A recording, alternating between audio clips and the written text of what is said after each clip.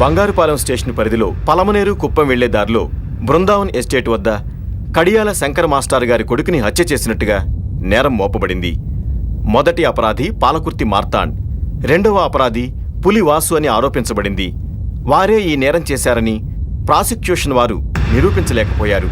వీరి మధ్య ముఠాకక్షలున్నప్పటికీ benefit of doubt కింద కేసు కొట్టివేయటమైనది. శోక సముద్రమైంది కర్ణపర్వం. కాల వైపరీత్యం వల్ల అతని రథచక్రం భూమిలో కుంగిపోయింది. కవచ కుండలాలను అస్త్రప్రయోగాలను పోగొట్టుకున్న దురదృష్టవంతుడు వీరభద్రుడు.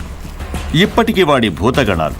తరువాత బృందావనంలో వాణ్ణి రాజులా గౌరవించిన వాళ్ళని, పరువుని, పరివారాన్ని నష్టపోయి వస్తాడు భిక్షాందేహి అంటూ.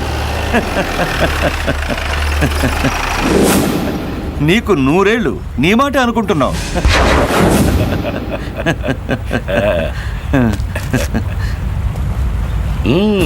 పొగుడుతున్నాడు. అడగ్గానే అభయమిచ్చావుగా, అందుకు ఇప్పుడు అనుభవించు. ముందు మనసులో వైరాగ్యం కలగాలట. ఫలితం వానప్రస్థం. భిక్ష తీసుకోకూడదని శాస్త్రం చెబుతోంది. అతిగా ఆశపడితే ఫలితం ఇంతే. ప్రజలందరూ ఎప్పుడూ నీ వెంటే ఉంటారని ఆశపడ్డావు. అందరూ వదిలేసి వెళ్ళిపోయారు. ఒక శుభవార్త చెప్పడానికి నేనే వద్దామనుకున్నాను. అదేంటో గాని ముందు నువ్వే వచ్చేశావు. ఆశయం కోసం దేన్నైనా వదులుకునే నువ్వు ఇక్కడికెందుకురా వచ్చావు? నేను నీ దగ్గరికి రావాలన్నది నీ కోరిక. అది ఇప్పుడు తీర్చాను.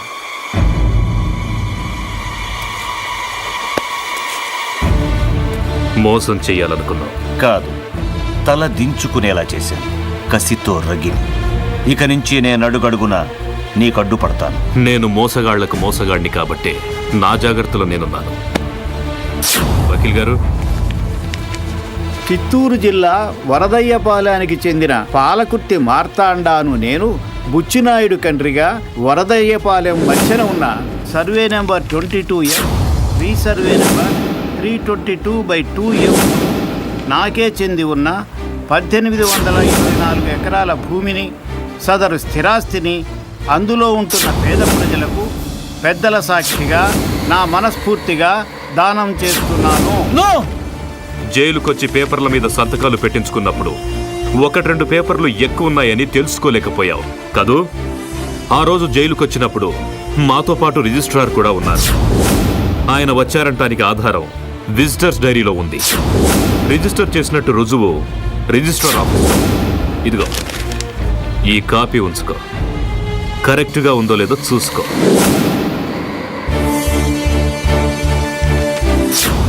నువ్వు ఆశపడ్డ బృందావనం ఈ రోజు నుంచే అర్హులైన పేద ప్రజలకు సొంతమైపోయిందన్నది తెలుసుకో. అందుకే నేను నువ్వు వాడిన నాటకానికి సహకరించాను.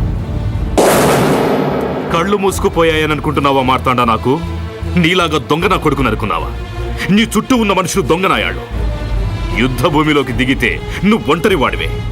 అది నీకు తెలియదు. మంటల్లో నువ్వు కాల్చేసిన వాళ్ల ఆర్తనాదాలు నువ్వు చేస్తుంటే అవి నేను చెవులారా వినాలి. నీకు నువ్వే శత్రువువి. శస్త్రాస్త్రాలు ఎన్ని ఉన్నా యుద్ధ కౌశలం తెలియాలని భీష్ముడు చెప్పినట్టు యుద్ధ భూమిలో శత్రువులు నీ చుట్టుముట్టినప్పుడు నువ్వు నన్ను తలుచుకో. ఆ దుస్థితిలో నేను నిన్ను చూడాలి.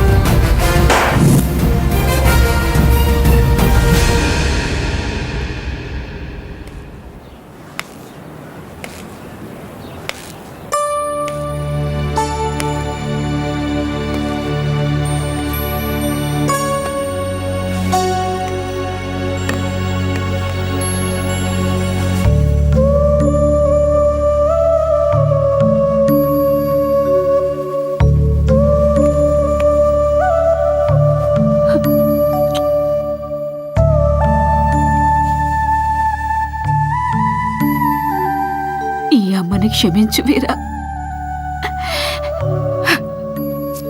ఏంటమ్మా ఇది? అందరిలాగే నేను కూడా నిన్ను అపార్థం చేసుకున్నాను బాబు. విషయం తెలుసుకోకుండా అనరాని మాటలన్నాను. తేజోద్వయాలు హృదయ క్షీణాలు ఈ జీవితాలకి నిదర్శనమని చెప్తుంటారని. సూర్యుడు చంద్రుడు ఉదయాస్తమయాల మాదిరి సుఖదుఖాలు మారి మారి వస్తుంటాయని చిన్నప్పుడు నువ్వే కదమ్మా నాకు పాఠాలు నేర్పావు.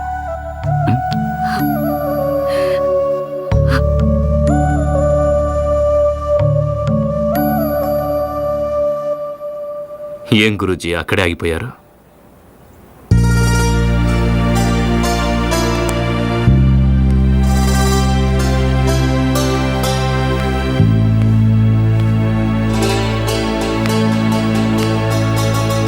వీరా, నన్ను క్షమించు. గురూజీ అందరం తప్పు చేశాం. నా బిడ్డల్ని కూడా క్షమించు. నిన్ను, నీ మంచి మనసుని మేము అర్థం చేసుకోలేకపోయాం. నాదే ఉంది, అంతా దైవ నిర్ణయం. రండి.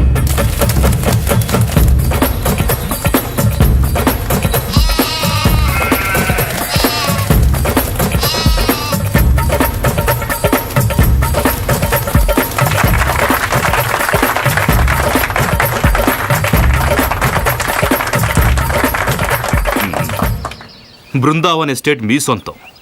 ఇదంతా మీదేనని ఇష్టపూర్వకంగా మార్తాండ రాసిచ్చిన దస్తావేజిది.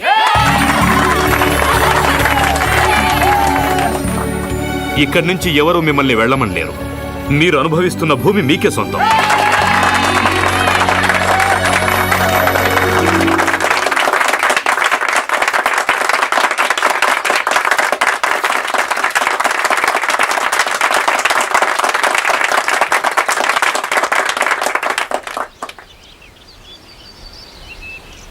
వీరా, క్షమించు. వీరా, నిన్ను అపార్థం చేసుకున్నాం. అందరి మేలు కోసం చేసావని అర్థం చేసుకోలేకపోయాం. క్షమించు. ఇందులో ఎవరి తప్పు లేదు. విధిరాత. ఎప్పటికీ మీరు నా అనుచరులే, నా సోదరులే. మిమ్మల్ని ఇలా చూస్తుంటే ఆనందంగా ఉంది.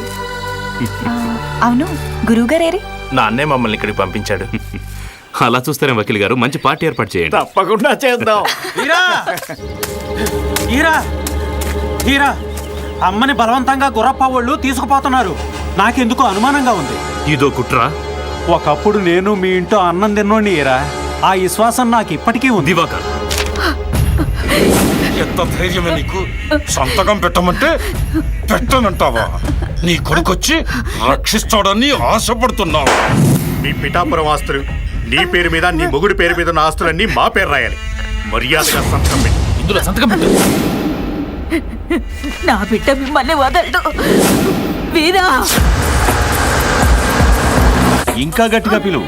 వాడు రానే రాడు. వాడి తలరాత నేను రాశాను. చంపేస్తాను.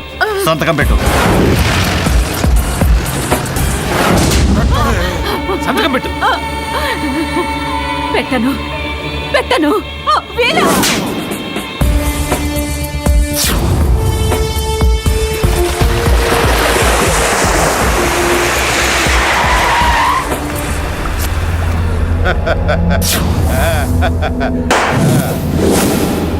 ఏమనుకున్నావురా?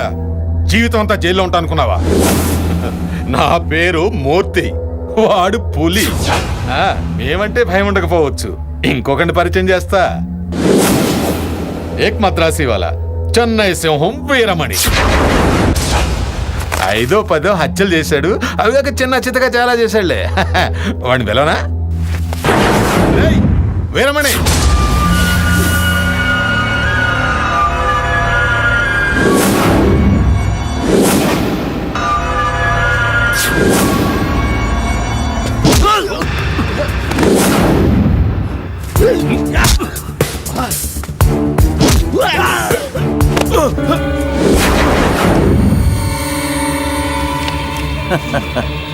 ఊళ్ళో ఎందరినో రక్షించిన వీరభద్రుడు అమ్మను రక్షించుకోలేకపోయాడు.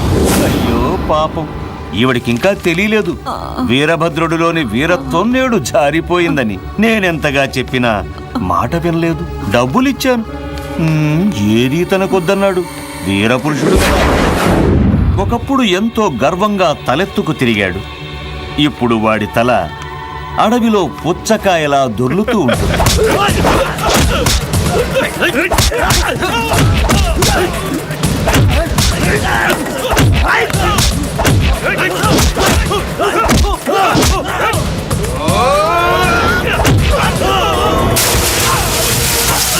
బృందావనం పోతే ఏంటి, దానికి 2 రెట్లు దొరికింది. మార్తాండ నువ్వు మేధావి. సిరిదా వచ్చిన వచ్చును సలలితముగా నారికేళ. ఒక్క ముక్క కూడా అర్థం కాలేదు. అర్థమయ్యేట్టు చెప్తాను రా.